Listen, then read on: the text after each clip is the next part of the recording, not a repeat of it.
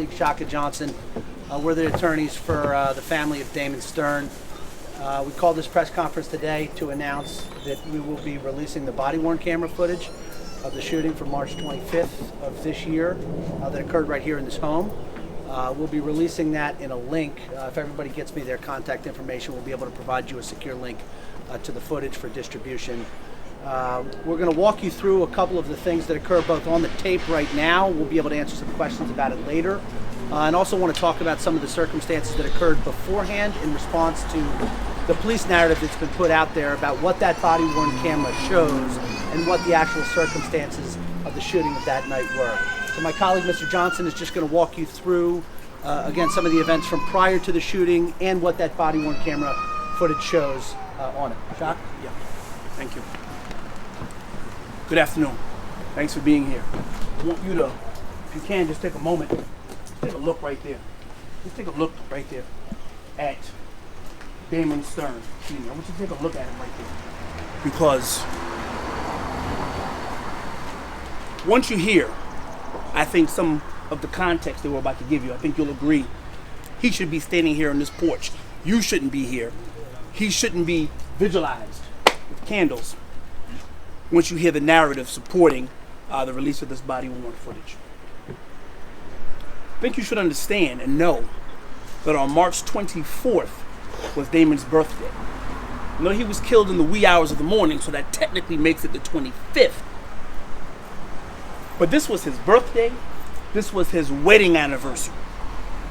Okay? I don't want that to be lost on anyone. This was supposed to be a day of celebration. This was supposed to be a day of remembrance and happy times. Damon has had struggles with mental health. Those struggles have not only been documented, but those struggles have been told on several occasions to the Reading Police Department. That's important because some of the question, I do believe, is what was known prior to the arrival at the residence. Damon sat at his kitchen table contemplating suicide. It is not the first time Damon has contemplated suicide because, as I said earlier, he has struggled with mental health issues.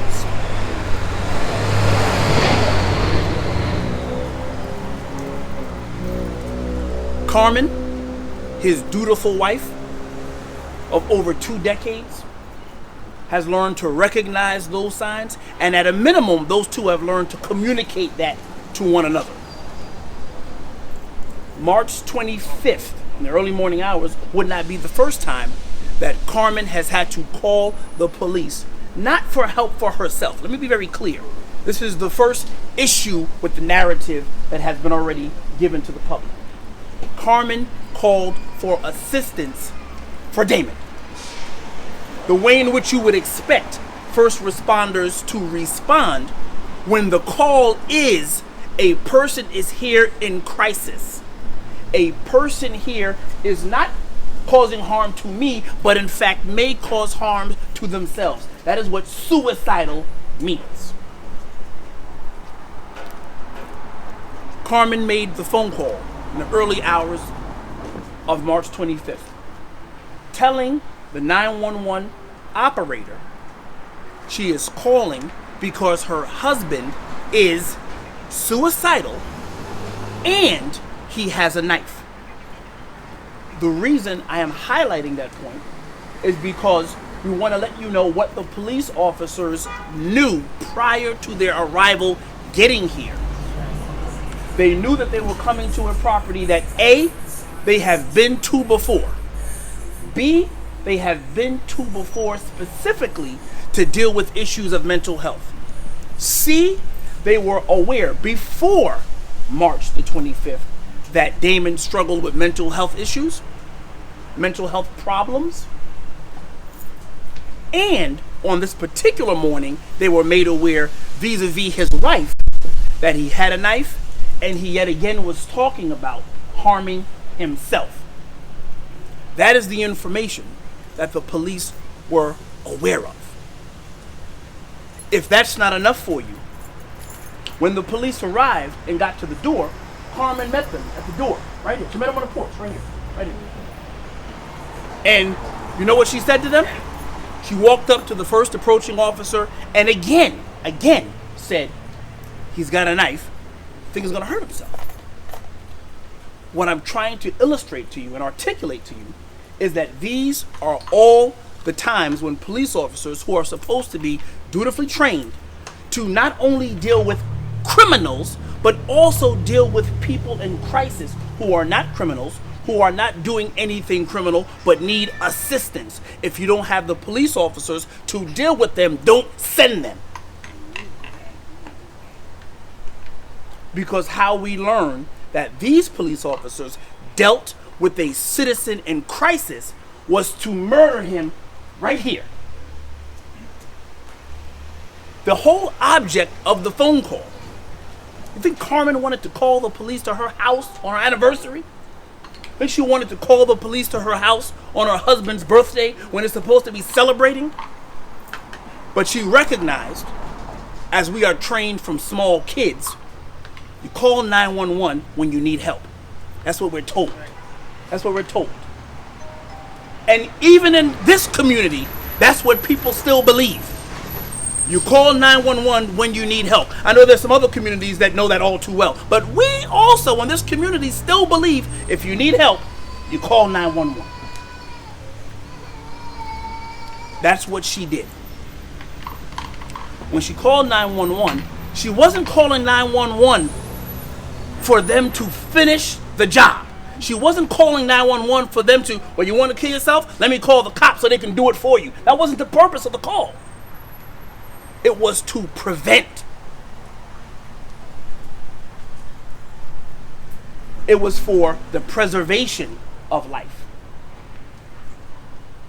When the police officers arrived, after having been yet again told that this gentleman was in crisis and he had a knife, the police officers, as you will see on the body-worn camera that will be released following this conference, put themselves in a position where the only way they could respond was how they responded, which was to shoot Damon dead at his house on his anniversary and his birthday. The narrative that has been put out there that Carmen was a complainant, and this has been lingering since March. This has been lingering, and it has been infecting the minds of the community. People read it, and if you look at some of the comments, they're disgusting in nature, because what was put out, I'm just going to tell you right now, was the narrative was false. It's a false narrative, but I'll let you make the judge of that for yourselves. It labeled Carmen, his wife,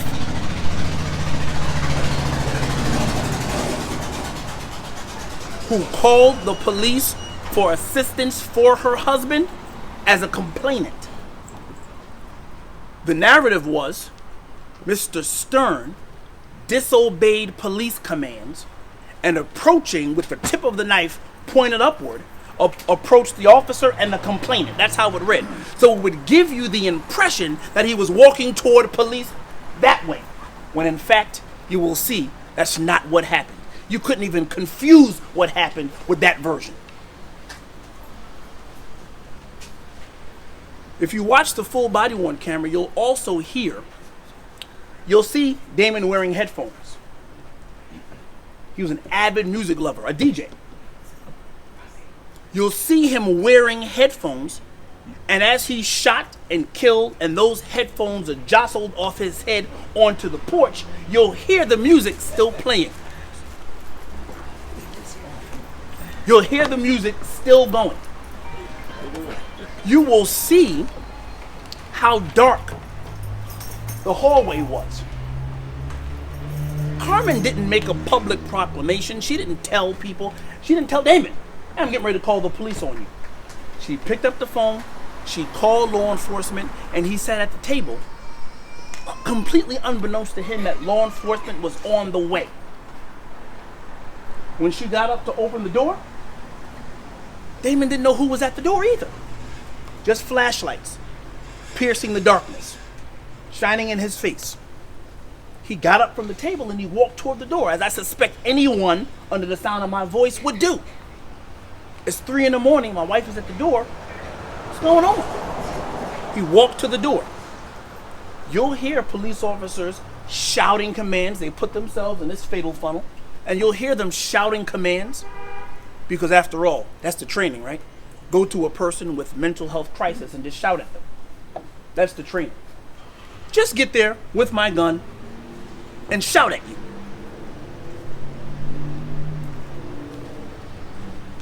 Damon is shot and killed. His headphones fall off, and you can even hear the song that's playing. As he transitions, the song keeps playing. That's what happened. Right here. Right here. Any questions? Now, few things that wanted to add and touch on what Shaka said, because they're important to both understanding what is depicted on the body-worn camera footage and the police narrative about what occurred as well, is that when the police approached, just as Shaka said, this is not hearsay that the police have been here on 2 other occasions for prior suicide attempts by Mr. Stern, who is a long-standing member of this community, a respected member of the community, a hardworking man, United States military veteran, served our country, and deserved more than this. All right? The police, right here, and you can see it, because there's 2 body-worn camera footage from both responding officers who we're going to release, says, I've been here before. You hear it. They know. Now, I don't know whether that's the same officer who has been here before for one of those prior suicide attempts, but they know this home. And they know inside is a good man and a good family. And that's important. When they get to that door, when Carmen answers it, she tells the police officers right away he's in there and that he has a knife, because she wants to be cognizant of the officer's safety as well. Because that's who they are. They're law-abiding citizens. These are not people, whatever the police narrative is in other police shootings, I don't want to comment on. I've been involved in them. We've seen them. Shaka and I have seen that a million times. That is not the narrative here. And we should dispel that right now. She tells the police officers, hey, he's in there. He's suicidal. He has a knife. All right? And when he begins to walk towards the door, and the knife is not it's not a psycho. He's not sitting there like the movie Psycho, like a Hitchcock. He's holding the knife like this. He's just, he almost looks confused. You'll see it. He's obviously going through something. And as Shaka said, it's dark and he has headphones on. What he knows, can hear or perceive at that time at 3 o'clock in the morning, we don't know. But he certainly doesn't look threatening. Now, listen, people who have knives, that can turn dangerous in a moment. And the officers need to be careful, all right? Which is why Carmen says something, of course, because she's concerned about those officers. But he had that knife in there the entire time, never hurt her once. Period, end of story. But as he begins to reach the threshold of the door, Carmen says something important, because they're screaming, drop the knife, drop the knife, drop the knife. And they're not walking off down here. You see this wide street at 3 o'clock in the morning. There's not people out there that are preventing them from just walking away and say, hey, let's just walk away. Let's back up a little. They were free to do that, and they chose not to, because they weren't trained to do that. They were not trained to respond to somebody who is having a mental crisis, somebody who is suicidal. And police officers need and should have that training. And Damon Stern and every other citizen in this community deserves police officers who have that training. But Carmen says, as you're saying, drop the knife, drop the knife, drop the knife. And one officer has his gun out. And I think it's important that not both police officers have their firearms out. One has their firearm out and the other has their taser out. And the difference in perception between the need for deadly force and non-deadly force is something that our lawsuit, which we will be filing shortly against the City of Reading and their police department, will explore. But that tells me something about the state of mind of both of those 2 police officers. Why one thought that deadly force was necessary and the other did not. But Carmen says something important. As he begins to walk through that door, she says, he wants you to do it. You'll hear it. This is not theatrics at all. This is not me or Shaka making something up. She says, he wants you to do it. He wants you to shoot him. Because, remember, he's suicidal. That's why they called him. And so they knew that before they pulled the trigger. And still could have just walked away. And just as that shooting occurs, Carmen is so, and Shaka said this perfectly, You know, you have a spouse, a partner in life. You know, it's hard to ask somebody for help. It's hard to ask your spouse for help, especially as men, because we know that we're supposed to have everything under control, and sometimes we don't. All right, but she knew that he needed help, and she was brave enough to call and ask for it. She can't even wrap her mind around what occurs, and you'll hear her say it on the video. We're going to release it to you right after this. She says, "Were those gunshots?" And she is standing from here, Shaka, to me, right next to the police officer who just shot her husband dead 4 times. And she says, "Were those gunshots?" Because she can't even wrap her head around what has just occurred. And you see all that on the video. Any questions? Yeah. Give me 1 second, sir. Come back to you. Promise. Promise.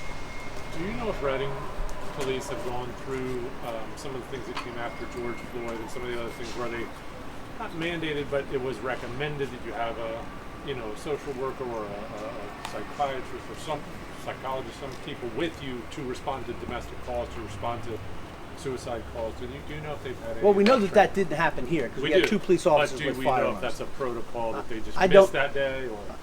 I don't know. That's certainly something that our lawsuit, our wrongful death lawsuit, will explore. After it happens, the cop has all that. After it happens, a mental health person comes to the cop. A staff sergeant or a chief comes for the cop. Nothing happens for the family. They needed someone there before that happened. That's right. Yes. That day. That's what should respond. Right. So where are you at with the lawsuit right now? What are the next steps that you're taking? So we've given the city of Reading notice that we intend to file a wrongful death lawsuit against them, and that lawsuit will be filed in the next 60 days in the Eastern District of Pennsylvania in federal court. What response have you seen from the city of Reading regarding this case? Not just the police department, but the city council and the city. We haven't seen any response from the city of Reading. Well, it's interesting, she said, but not just the police department. Sure. It's not a foregone conclusion that they haven't done anything.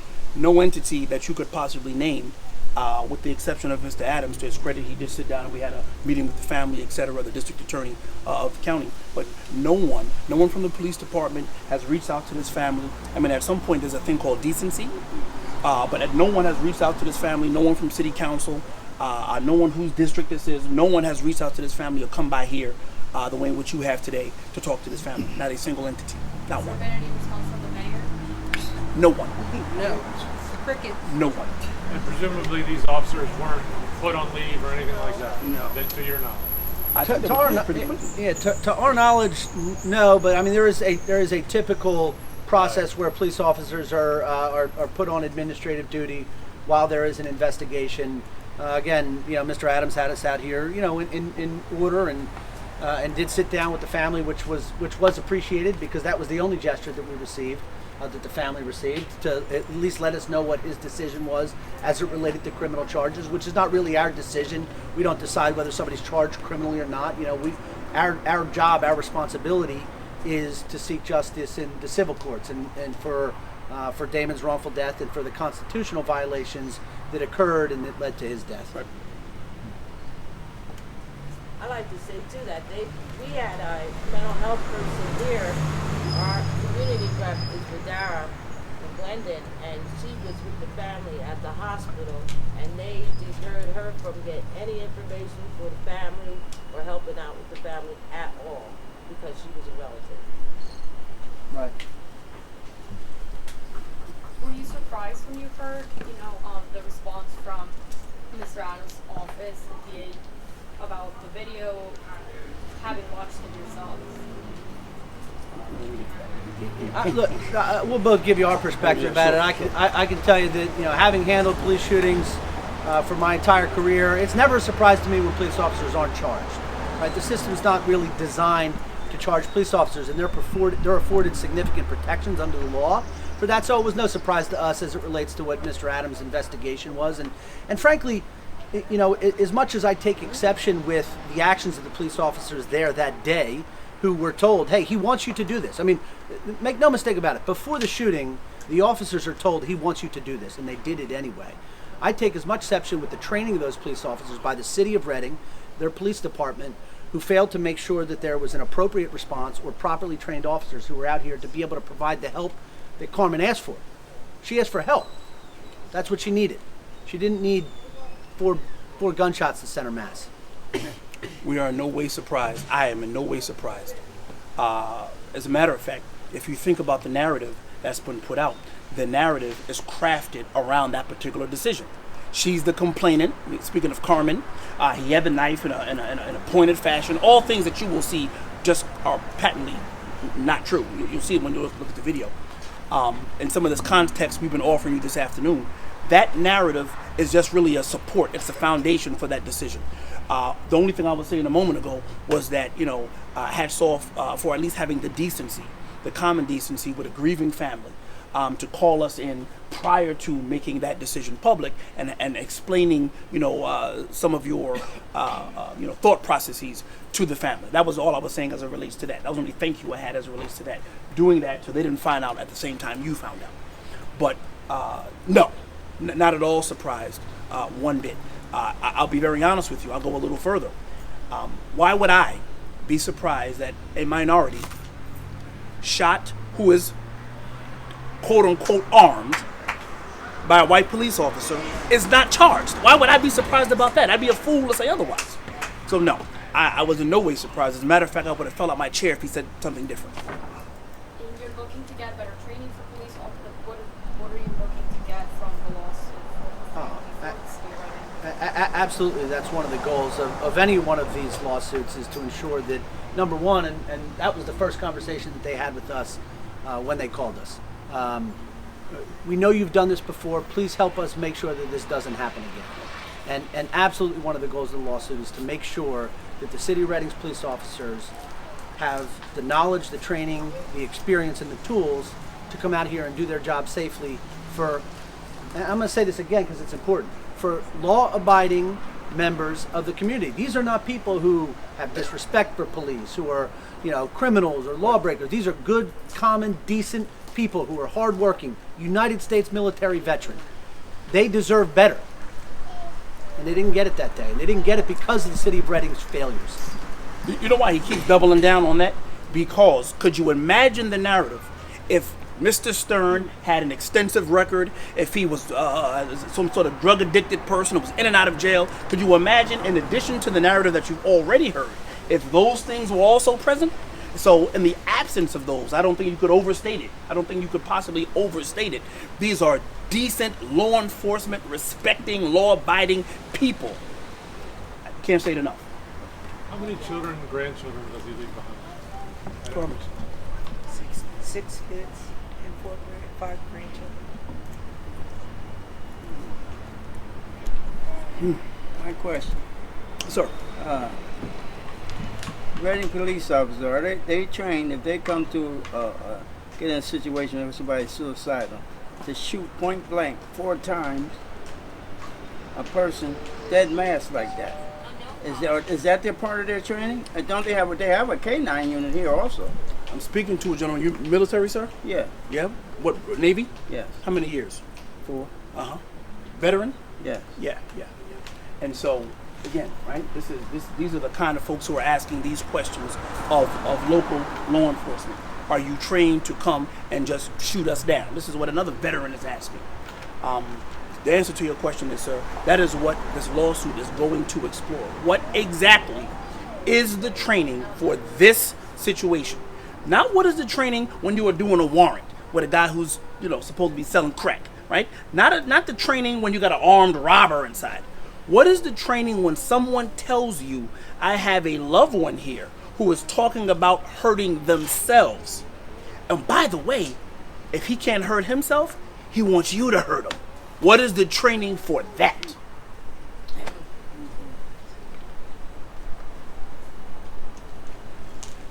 If everybody here wants to get me their email addresses, certainly the members of the press, I know some of the family can circulate the body-worn camera footage, but if the members of the press want to get me their email addresses, we have a link for circulation that contains the 2 officers' body-worn camera footage, which you guys can publicize.